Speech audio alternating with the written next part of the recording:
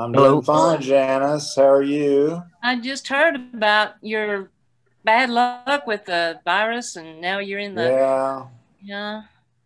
So how long are you gonna be before you can get up and about again?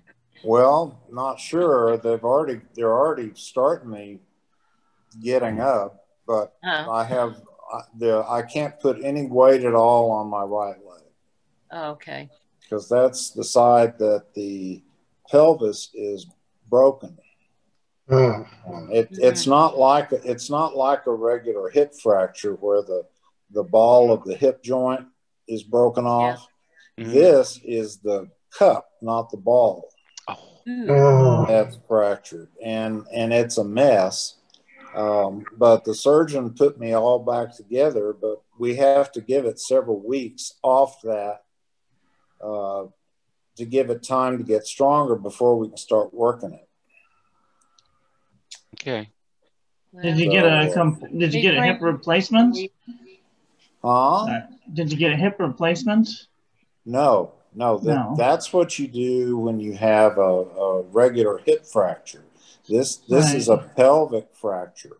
Right. Well, sometimes when they do a hip fracture, they carve out the ball joint and they put Alexa, stop. Sorry.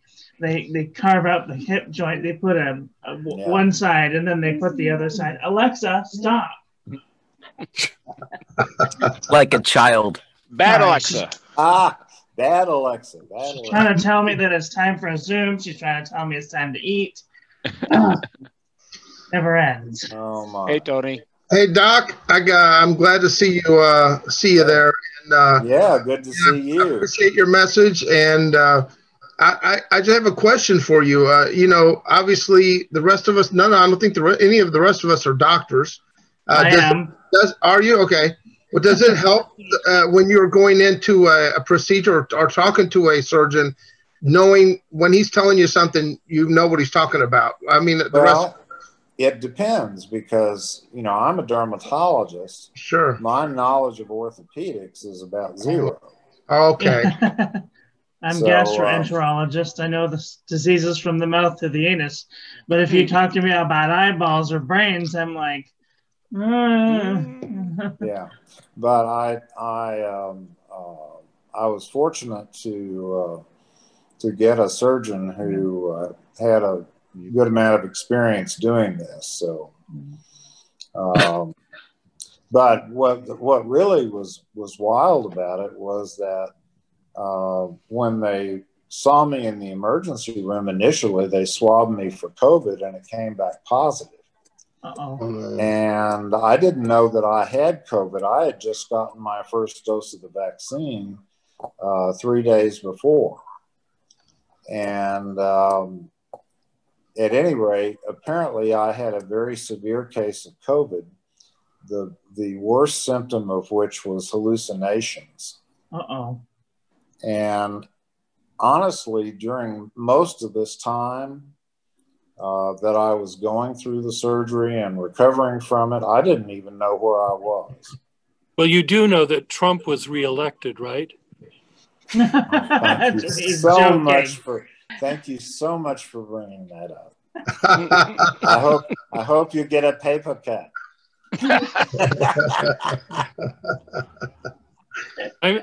I'm Pierre Gustafson, by the way. This is the first time I've been. Hi. Welcome. Hi, Pierre. Hello. You're famous muted, because by the way. who says this is the famous Pierre Gustafson test? That would Wasky Squirrel. Yeah, Jason. Yeah. Does Jason join you in this little group? No, not yet. Not in this group. He has in a group that's over in England. He does. Oh, does he? Okay, cool. Yeah. Well, Larry, what have you been up to? Zero. Falling down. Oh, no. You all right? He's a little banged up. Oh, you poor little thing. I was going into Starbucks. Oh, gosh. And I was going in with a friend and to get our drinks. As soon as I go in the door, Well, that's what you get for patronizing that. When Doug went to pick me up, I said, "Just get my ass up from here." Oh. Because falling down is not supposed to happen to me because I'm Mr. Wonderful, Mr. Superman. So. Right. Yeah. And Doc, you better hurry and get well. Remember, you're my doc. Well, you see, the problem is this is something you can't hurry. Well, I'm gonna see you for a while anyway. Yeah, you just let this cook apparently, and you work on physical therapy for the rest of the body to strengthen it, and you learn how to do things like today. I learned how to take my pants off. Oh, good. And but it's funny that same lesson in law school has a much better title. It's called Deny, Deny, Deny, even while you're pulling up your pants. It's nice to know that we go to the gutter in this group. I like to start in the gutter, and then we can we'll end in the gutter, Pierre. Pierre, we'll end in the gutter because we're the gutter people. Welcome to the new gutter people. Yeah. Good. I told you you'd like it here. And hi, Joni. It's the Gutter Pen Club. Joni. Dang, Joni, hi, sweetie. I finally made it. Dang, I just dawned on me. It's you. Yeah, good to see you. Let me tell you a little bit about Joni. Back in the 60s, me and her older brother, we always hung out together, Billy. And she was this fox, this super bad fox. She was fixing to go on this date, her first date. Remember that first date? She was in the living room. Billy and I were in the dining room. And Mother Paul was, I don't know if she could have been in the dining room. So she was all saying, Billy asked her, what's up? I'm fixing to go out with so-and-so. And, he said, well, if he does anything wrong to you, let us know. We'll beat him. Y'all were my protectors, always. Good to see you, sweetie. Good. That reminds me of a true story. Uh-oh. So my daughter wanted my advice on her first date, and I said, well, listen, if the date tries anything up here, up on top, you say don't, and if he tries to do something more, you just tell him stop, like that. So she came home crying. She said, what happened? I said, what happened? She said, well, he just kept going. I said, and I kept saying, don't stop.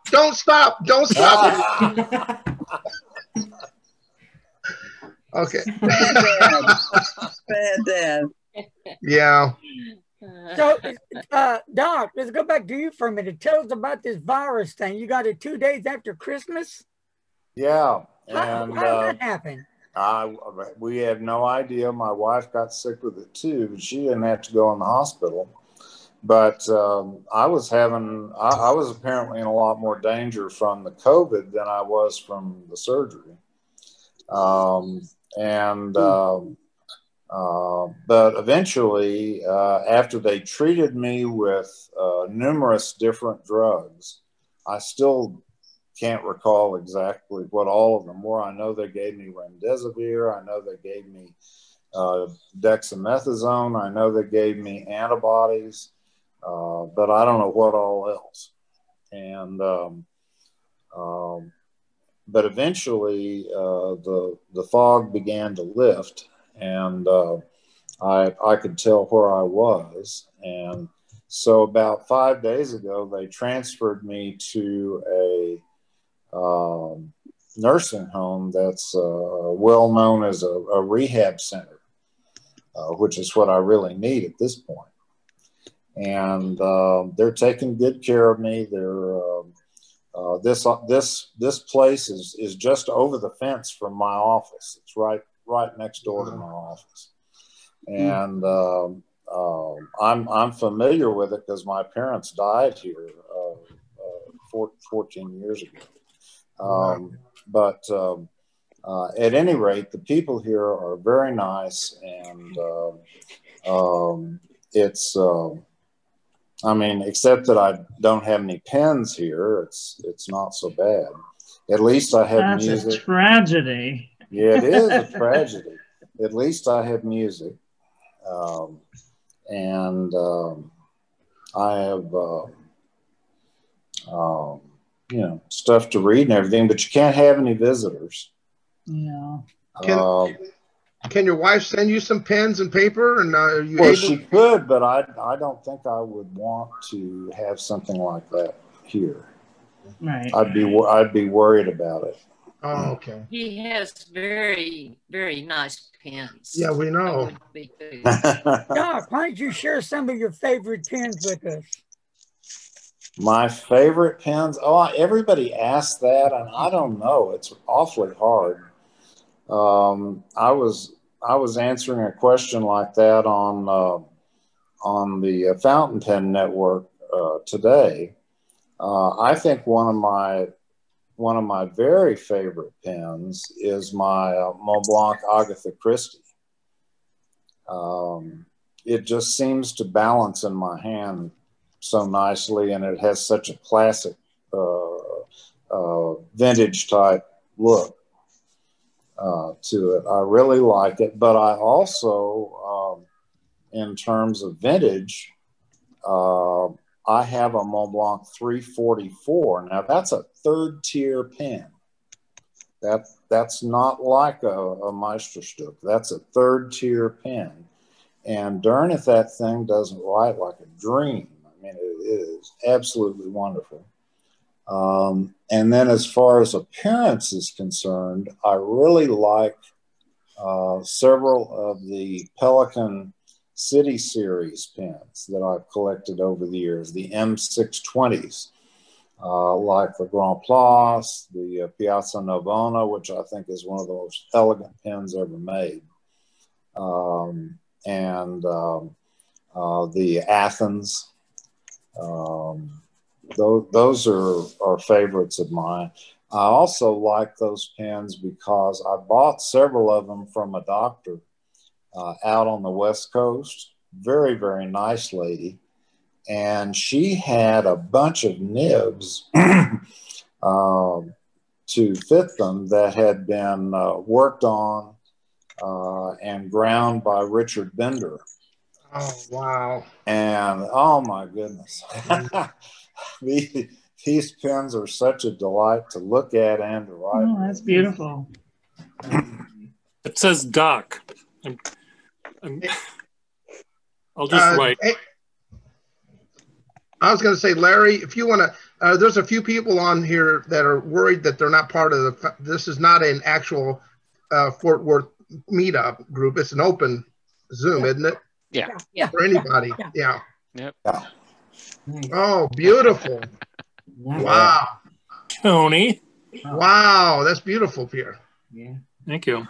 I saw Frank from Federalist Pens at his shop today, and he wanted me to say hi to all of you from him. Good. Thank you. He'll be joining tomorrow. He might be joining tomorrow. Oh, thank you. Oh, look at that. Wow. That's beautiful. Another calligrapher in the house. Yeah. I got something to show you all. Are you all excited to see this? Are you ready? Are you sitting down? Okay. Well, Janet, wow. Wow. Janet. I got another Conklin in demo. An extra fine. Oh, that's the broad. Sorry. I've got two of them now. Now I have one in extra fine. Nice. I like extra fine broads myself. I won this in Instagram giveaway. Really? Isn't that cool? I won the demo and the Conklin Monteverde Sweet Life line. Oh, yeah. A whole line. Isn't that cool? Those are nice. So if you guys want a sample, you let me know. They make very good inks. Yeah, there's only a couple of problematic ones that I've seen so far, which is very not like Monteverde, but they are very nice. I'll be doing those all next week. So if you see me on YouTube. Say hi. A question for you, Miss Marilyn. Sure. I've been looking at your YouTube and your reviews. Do you do those live? Because I seem to I be do. Okay. Do you have a place you post when you're going to do it live, or is it just kind of? I post all over. I post to whatever the let me see. There's Blogger, Pinterest, Twitter, Facebook, Tumblr, LinkedIn. Yeah, those are the ones that I post to. And I usually post while I'm right as I start. Yeah. Mm-hmm. And plus, okay. if you are subscribed and you ring the little bell and make sure it's set to all, you'll get a little ding-a-ling when. Oh dear! I mean, you'll get a little ring-a-ling when I post a video. That's Chuck Berry, isn't it? You get a ring-a-ling when you get a ring-a-ling when Freudian slip. It's amazing what I learn on these Zoom things here. Okay. Yes. Thank you. Nothing to do with pens, but all of life is people, all you do people, this is not a regular pen hangout. This is just a hangout for Doc that's been sick. So I hope we don't scare you off. I've been doing live video things recently as well, which is quite fun. I enjoy the introducing people that come to watch me and comment to each other, because I'm getting to know a lot of people from all over the place, and I think you should meet so-and-so. And so I'm sort of a matchmaker. In a way, where people understand the same thing about a pen, I'll introduce them to someone else that gets it maybe in the same way. This on YouTube? Yeah, on YouTube. Most of my customers in the past, other than pen collectors, have been calligraphers or artists, sketchers and drawers. I don't really talk to that many writers. And there's a lot of writers these days. So if you're not familiar with Pierre Gustafson, he bought a shop full of pens, or he bought a business, and he sells fountain pens on the side. Vintage fountain pens. Sometimes right out front. I don't. But anyway, take a look if you'd like, and join me if I do live things as well. He's the only Pierre Gustafson, so you won't have a problem searching for him. It'll be here. Yes. Tony. Hey, Pierre, were you trained in your calligraphy? Were trained, or have you studied with anyone? No, no. I just sort of picked it up, and I don't really think I'm a calligrapher so much as a oops, my battery is saying it's dying here. As a person who likes to pretend to have interesting handwriting. So I like envelopes that I do for weddings to look like they came from someone with interesting handwriting rather than a calligrapher. I'm not careful enough to be a calligrapher. I'm sloppy. He's very artsy. He does a lot of sketch art things. They're beautiful. Oh my God, it's just amazing. Thank you. Definitely go check out his website. It's amazing. Better than Doctor's handwriting. Yeah. Thanks a lot. So well, you know, my handwriting is actually not bad if you get a scotch or two in me. Oh, okay. Unfortunately, I can't do that at work. So. But they don't allow me to write at work anyway. I have to use the stupid computer. Yeah. Hey, I got to write. Oh, I have a question for Joni. Joni, when was the last time you used a fountain pen, hon? Maybe 5th grade. 5th or 6th grade, and I'm just so excited listening to you. I want honey, you've got a lot of catching up to. That was only 10 years ago. It was 15 years ago. 15 years ago, right? But I'm excited to be here. Hey, I'm glad you made it, sis. I'm truly glad. I really am. Hey, say hi to Deborah's grandchildren. Hi, kitties. Hi there. Hi, kitties. Hello. Hey, Deborah, are you allowing them to play with your fountain pens, Deborah? You're muted. My grandson, I'm going to try to get to get him to use them. My grandson's a little too small yet. Deborah, Okay. how did it go? You went to see Frank. Yeah. And you bought a few things. Tell us about that. Yeah, well, I wasn't going to buy anything, and we've all heard that. I know. I went to buy ink, which I bought. Yeah. And then I bought Aurora ink, and I bought Diamine ink, and then I ended up buying a Vanishing Point. Oh, no. Which I don't have. And I said, thank you very much for making me spend money that I didn't want to spend, but it was a good thing. It's only money. You can't take it. Right. It comes and it goes. That's it. And my grandchildren are going to inherit it anyway, so. Right. Well, Can I be an adopted grandchild? Sure. Sure. I don't know what they're going to do with that one pen that I was telling Frank about that I wasn't going to ink, my Cartier, the gold That can foil. have that buried with you.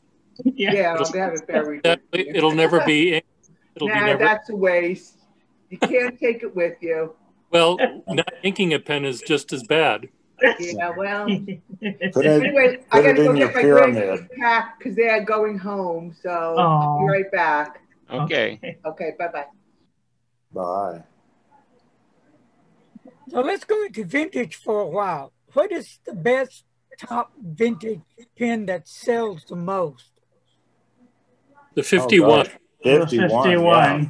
The 51 you can sell them all day long, and they're worth every penny. And either that or the Ripple, the flat top.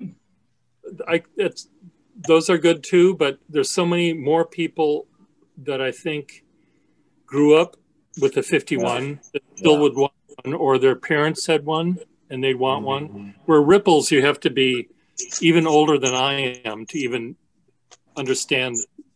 I mean, I think the 51 is more universally known, and it's easy to deal with. Yes, sorry.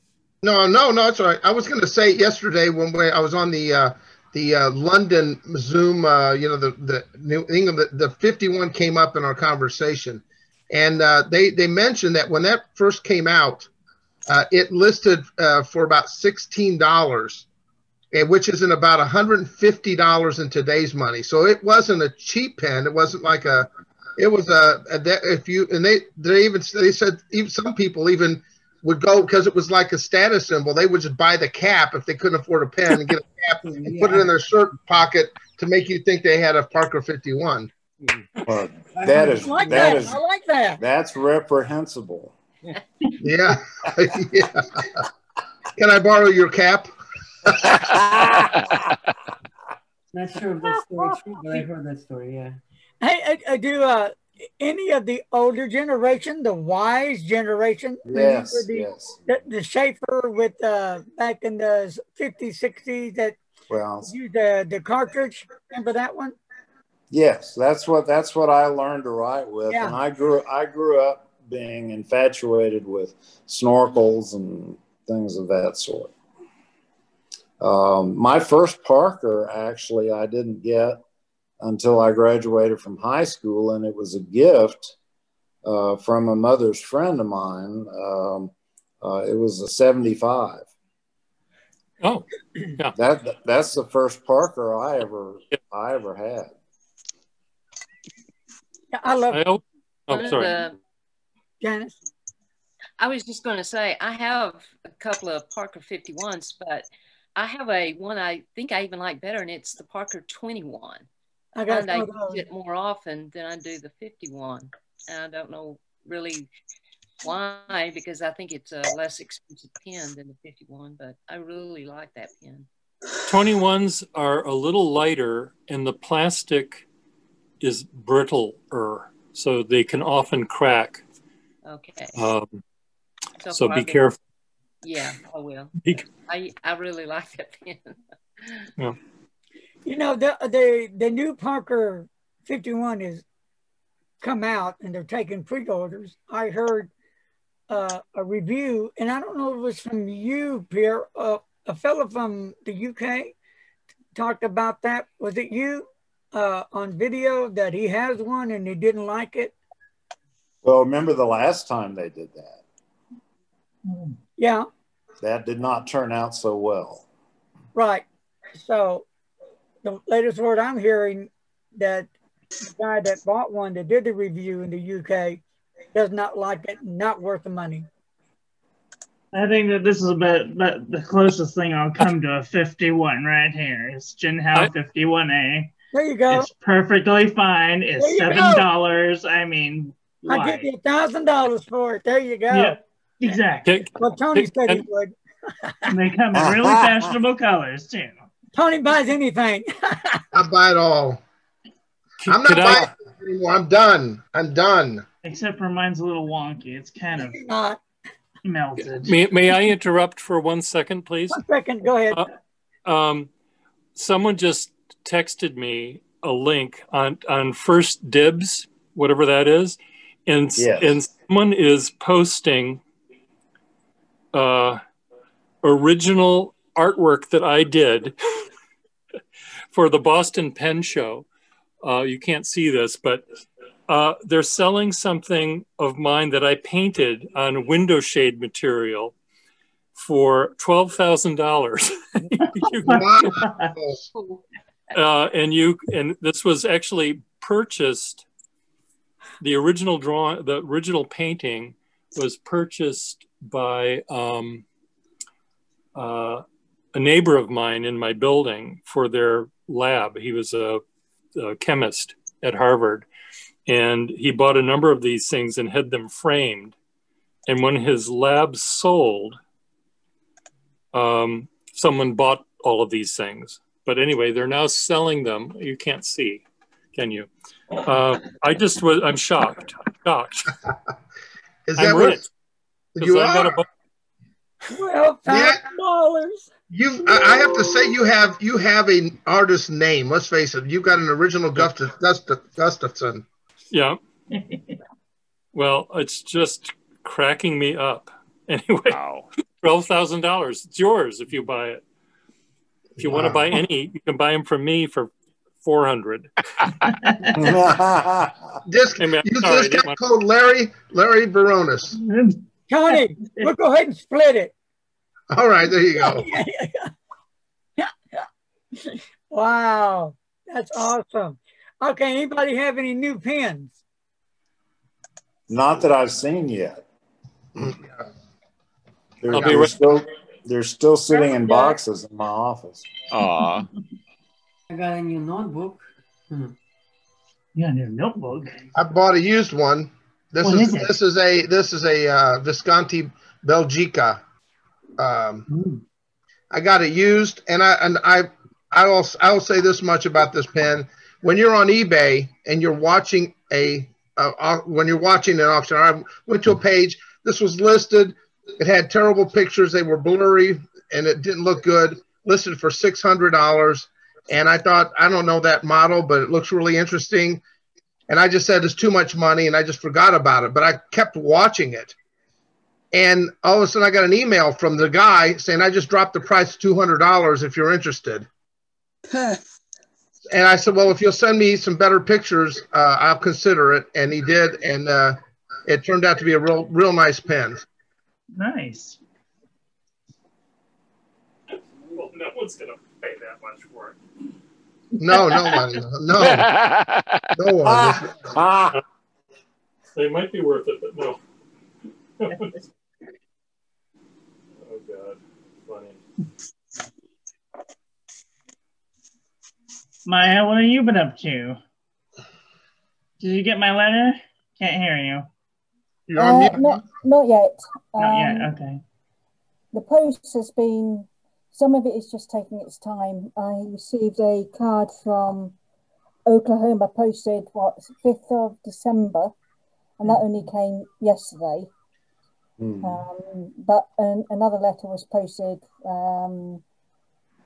Christmas Eve, and that got there the day before yesterday. So I think some mail is just held until it can go on its way. Right.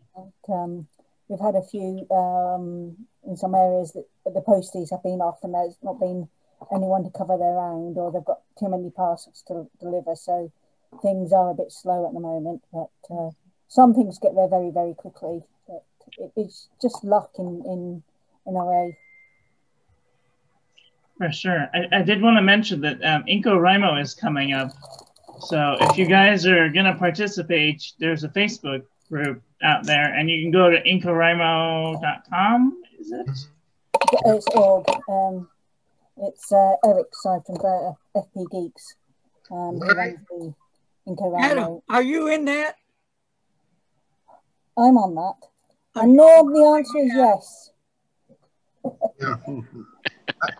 I don't know about the rest of you, but I do NaCoWriMo every month, so it doesn't really.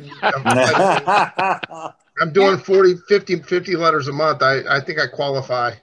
Adam, already. are you in that? I'm not in that group, I don't think. No, I'm not. I've got a few pen pals that I've kept up with over the past few years, and I might try to do that one year, but I haven't really been, going after doing that. Yeah, I've been trying to do it, but it's not going to happen. I'm out. It's Tony's fault. Oh, it's my fault. I gotta ask, do any of you have a Lamy 2000 Black Amber? No. That 50th anniversary model? That was too expensive when it came out. And do you all remember when it came out? Yes. It was way too expensive. In my opinion, they charged too much money. Well, I was on an auction with a gal named Regina Martini. She's in Germany. And this is the third pen I bought on auction. She always puts on eBay that the auction starting prices are like for Visconti Homo Sapien, $99. And all of a sudden, you start bidding on these things.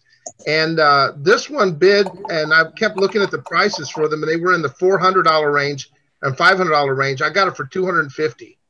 I got a pretty good deal on it. Yeah. So, but I wasn't sure. It's a metal version of the Lamy 2000. So I don't know what to expect. You like it? Oh, you haven't got it yet? I haven't got it yet. No. Yeah, because that was the one thing I was worried about. I was thinking of getting about Lamy 2000, but apparently it's made out of plastic, like a scratched plastic. It's wonderful. Marilyn, it's wonderful. It's wonderful. I've already got one, and it's wonderful. You can't go wrong. Yeah. I got really lucky at the Dallas show year before last. I was setting up my table, and Crazy Alan was sitting up right across from me, and he had probably the last one in the U.S. of the blue Bauhaus Lamy 2000s, and it was an extra fine. Darn thing wrote out of the box perfectly. Ink flow just right. I mean, it's a wonderful pen. Now, I have a regular black one that has an oblique medium nib. Why they call it that, I don't know, because it doesn't have the characteristics of either one. But that extra fine Bauhaus is such a beautiful color, and I didn't hesitate to pay $500 for that, whereas I had no interest in the one that we were talking about before. Right. I was just worried about the grip section because one of them is metal on black and the other is matte on matte. It's not slippery. It's not. You're gonna love it. They write great. Okay. They write great. They really do. This was you have something to share. And they hold a huge amount of ink. Mm-hmm. Right. It's probably the last metal grip pen I'll ever get, though, because this pen is so slippery. That doesn't bother me much. It's so beautiful. Can you hear me, Richard? Pardon? Did you have a pen that you wanted to share? Well, I have my newest pen. It's a Parker 21 in green with the sticker. Pretty. And it's part of a pen and pencil set. But the one that I'm using today is a Waterman number 12 eyedropper. Oh, is it a POC? Does it say POC on the end cap on the finial? I do have one that is a 12 PSF, but this is a regular. It's probably a slip cap. Yes, this one is a slip cap. Yeah. Because it's an eyedropper. Yeah, I have an eyedropper, but mine's a screw-in. They later called them 72s and things like that. Changed the numbering. You add all the gold filigree stuff, and then the numbers change. That's beautiful. Pierre? Yeah. Is there a reason they named them? I'm sorry, Richard, I didn't mean to interrupt you. You're still showing the pen. Go ahead. No, I'm done. I was going to ask you about the numbering system. Why did they call them 45, 21s, 51s? Is there? Well, I don't know. I know reason. that the 51 was named because they wanted something that was not a name. They wanted a number. And I don't know why it was the 51st year of Parker, I guess, being in business. And it came out in 1941, and I think their advertising said 10 years ahead of its time. It was all part of their shtick. Why they called them a 21 and a 41, I don't know. Mm-hmm. Or a 75, for that matter. Yeah. Why those were numbered.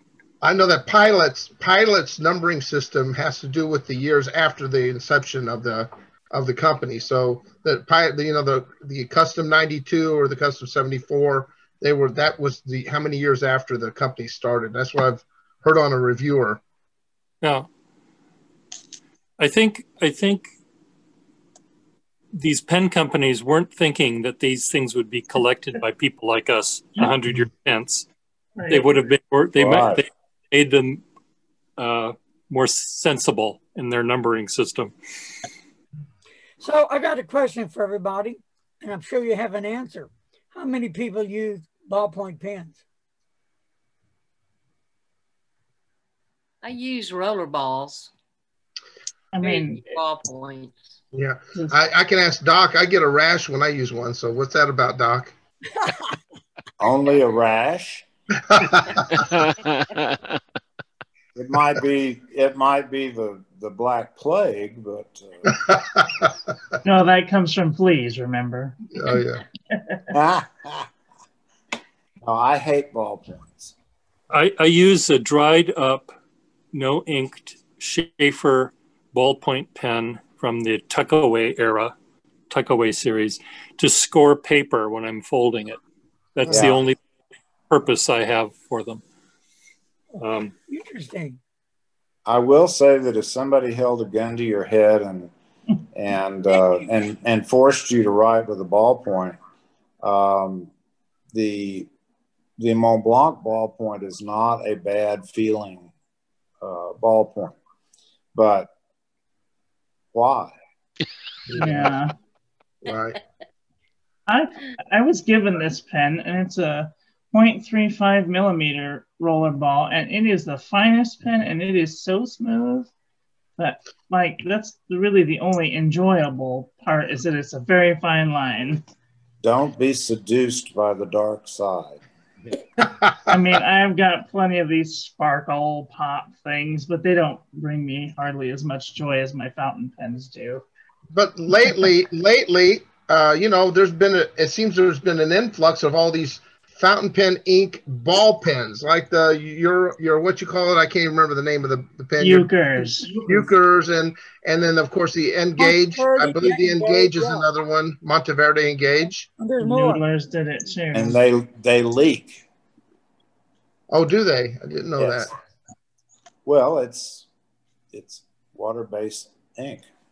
I think I stopped using ballpoint entirely because I just couldn't write. Like when I'm sitting and I'm writing and it's easy to do a couple of pages all at once.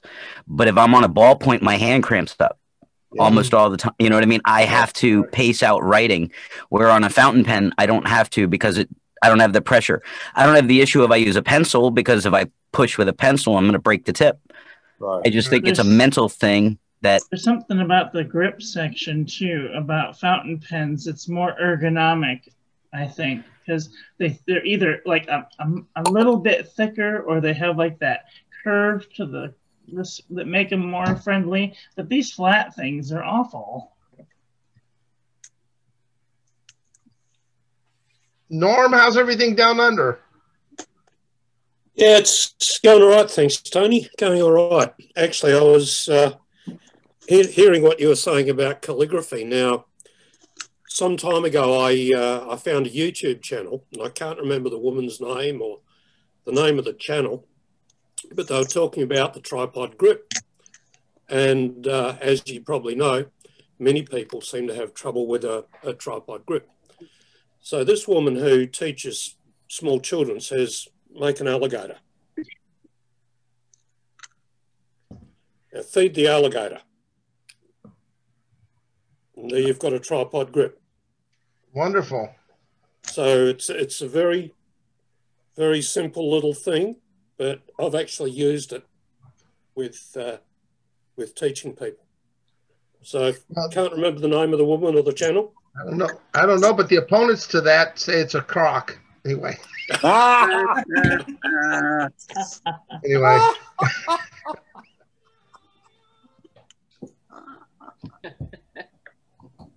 Stop him before he kills again.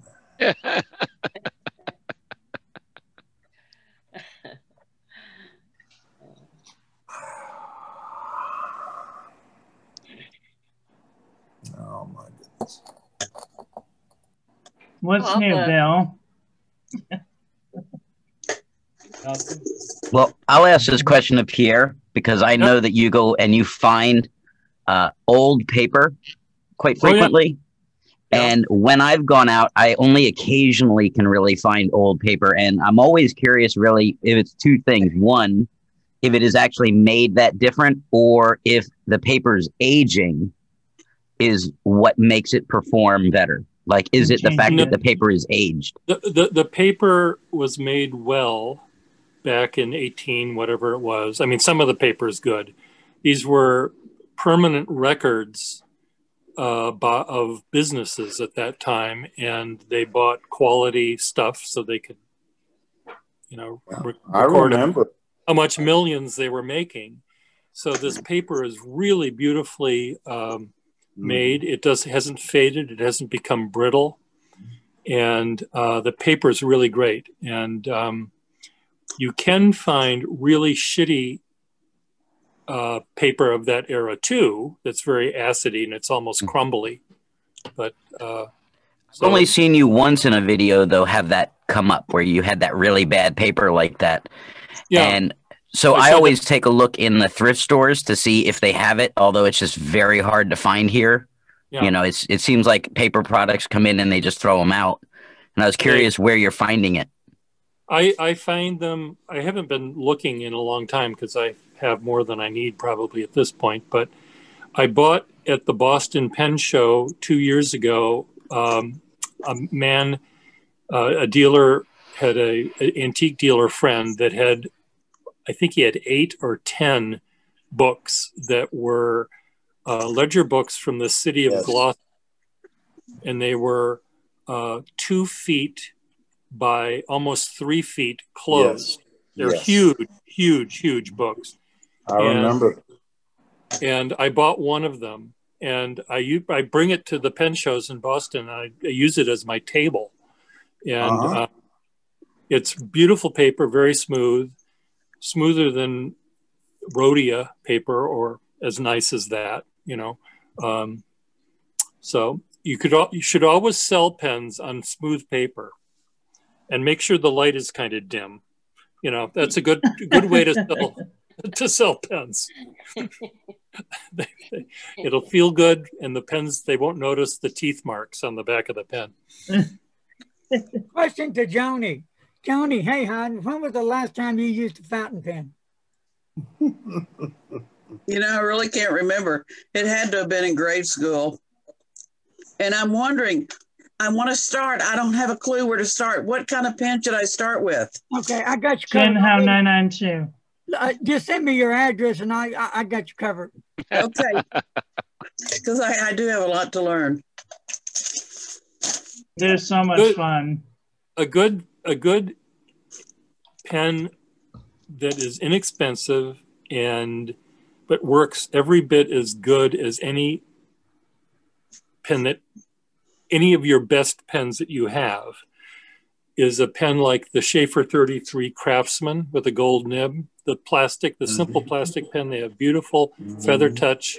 They can have beautiful feather touch nibs, and they are every bit as good a pen as any that we can possibly own. And they're very humble, modest pens. And that's a good one to start with. Thank you. Yeah.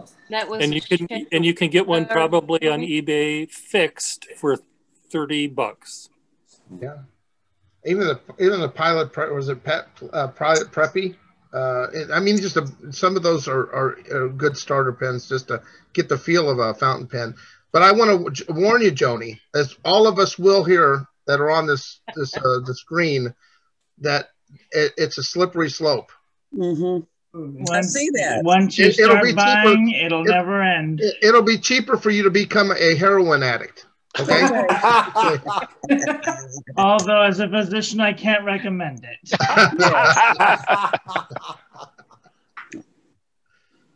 From personal experience, 0 out of 5 stars, would not repeat. Wow. Bill. We are a bunch of cannibals. Yeah, Bill.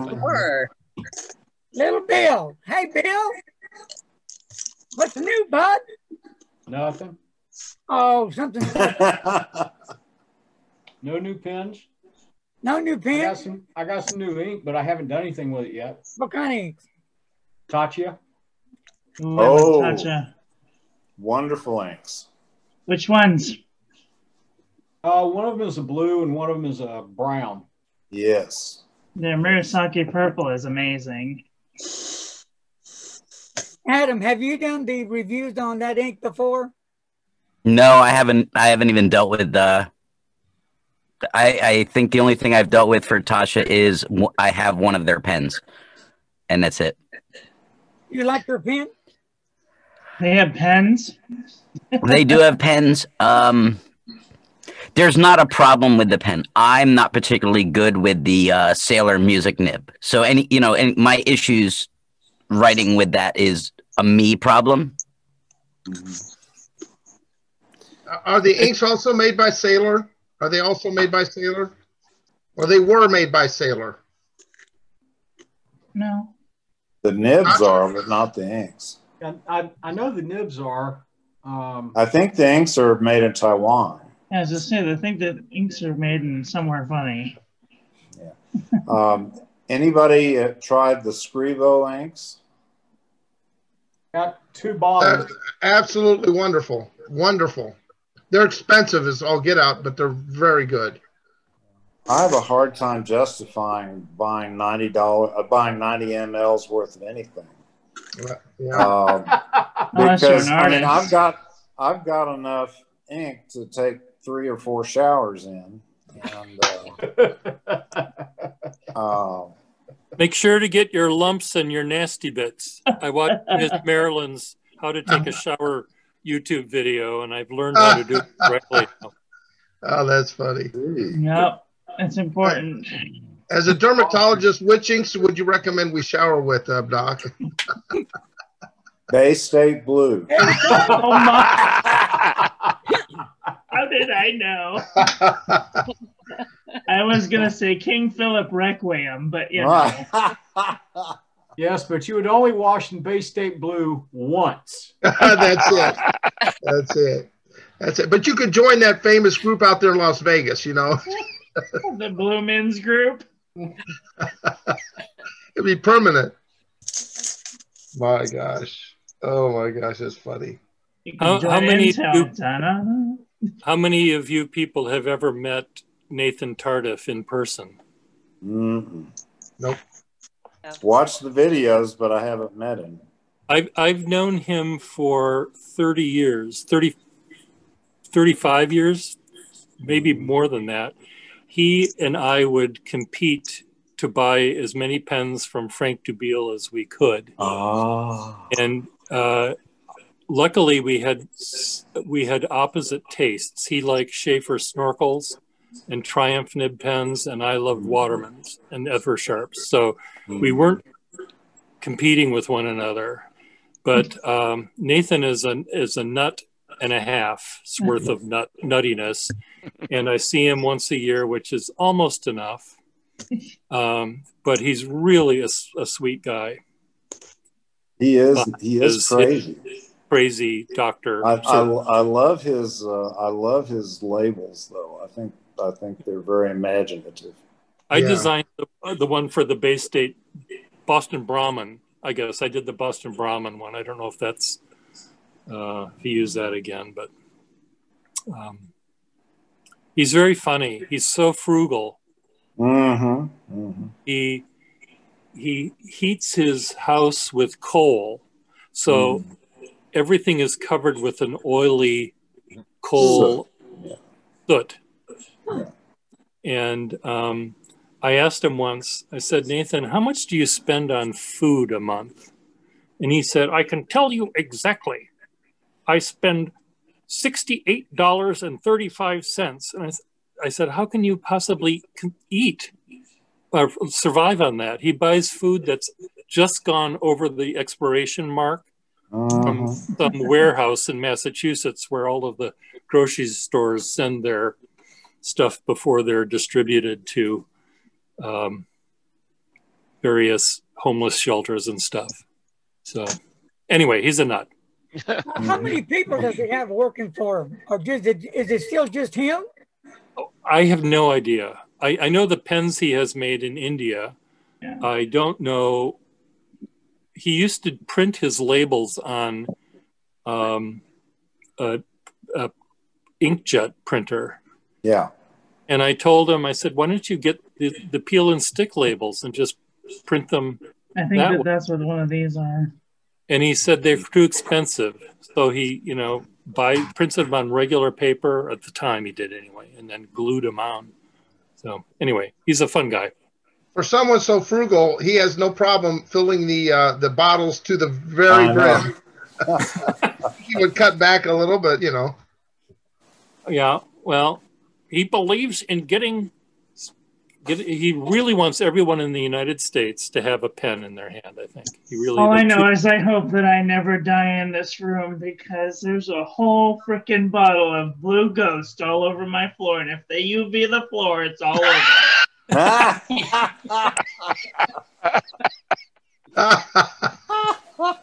There's a really simple way to solve that, and that is to throw a bunch of it onto the ceiling. The walls. Good. Write a word on the wall and finger. And that will light up with luminol, so they'll think that 25 people were murdered in your house. I recommend Rocca. A what? Rocca, if you're a Holmes fan. Oh. Hey, I on a paper note, I just ordered from White Rabbit Express. If any of you ever done that?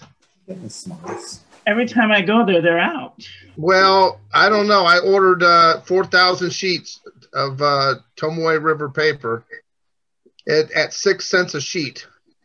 Now, Larry, you know about that because you got a big, 2 big reams of it. It's cheap. It's extremely inexpensive to get it. The shipping is about $40 or $50 more than the cost of the actual paper. The paper itself for 4,000 sheets was $104. What? Yeah. Holy brisket, that's cheap. But the shipping was 130 or 140. Yeah. So it's high. Still, not a bad deal. No. So I ordered the white, and then Lisa Saavedra, who works with Mark Backus, but she usually joins us there. She ordered the cream, and we're gonna flop 2,000 sheets, so we have a variety. But it, I have enough to write letters for until. Wow. Tony, is it 52 or 60? Write letters for at least 2 weeks. Yeah, I do write a lot, don't I? Is it 52 or 68? It is a 52, but it's the new formula, and she sent me some sheets of that new formula. It is not as sheer as the 52 that we've been getting all along. You still can see through it, still translucent. It still has the sheen on it, and it also you have a little bit more texture, so you can feel the pen a little bit more. So it's not super glossy smooth. Go ahead, Larry. Oh no, I was talking to Franco. Go ahead. Oh, yeah. So basically, it passed my test, and that's why I went ahead and ordered it. 5-minute warning, everybody. 5 minutes. Oh wow! Don't get upset. Don't freak out. Time flies. Doesn't it though? I missed the whole meeting. Oh. There'll be one tomorrow, Deborah. There'll be one tomorrow. There'll be one tomorrow. Okay. It's not going to be about pens and inks and paper and Daffy Duck and Little Bo Peep. I'd just like to say too, at the beginning, when we have the Fort Worth Pen Club Zoom, you do not have to be a member. We're just anybody show up. Sounds good. Right. You froze up. Janice. I was going to say, Nick, I will be posting on Larry's site a week from Wednesday is our Kansas City meetup. I want to invite all of you. And Larry, I want you to, if you can pop in there too, I'd love to have you. Remind me, Tony. I will. I'll remind you because all the people in Kansas City know about you, but they have never gotten it. Yeah, that's right. I'll put a mask over my mouth. I don't want to scare anybody.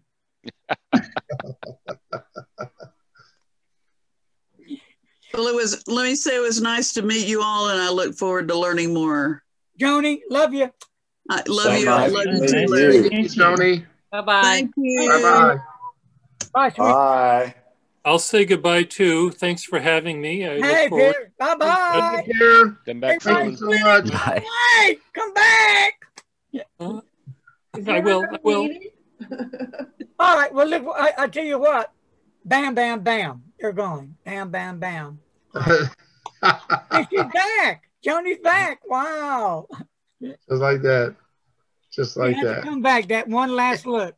And can we, Larry? Can we give a special applause out to Maya and Norm? I mean, they're up in the middle of the night to join us.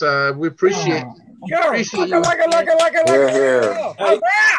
It's midday here, guys. Oh, that's it's right. Not hard. All right, forget Norm. Forget Norm. This is all about Maya. Well, it's 1 a.m. now. Okay. Mia. All right. Well, folks, we're going to cut it off tonight. Anybody have any last things they want to say before we zoom out of here? Doc, get better quick. We can't wait to see you out of a bed. Yeah, get well soon. Yeah, get well soon. I won't see you all tomorrow night, but my daughter's 21st birthday, and I've got to take her out and get her drunk. Oh, happy birthday. I won't be here tomorrow either. Yeah. My mom's birthday. All right, guys. Well, we're out of here. All right. Bye. Bye. Bye.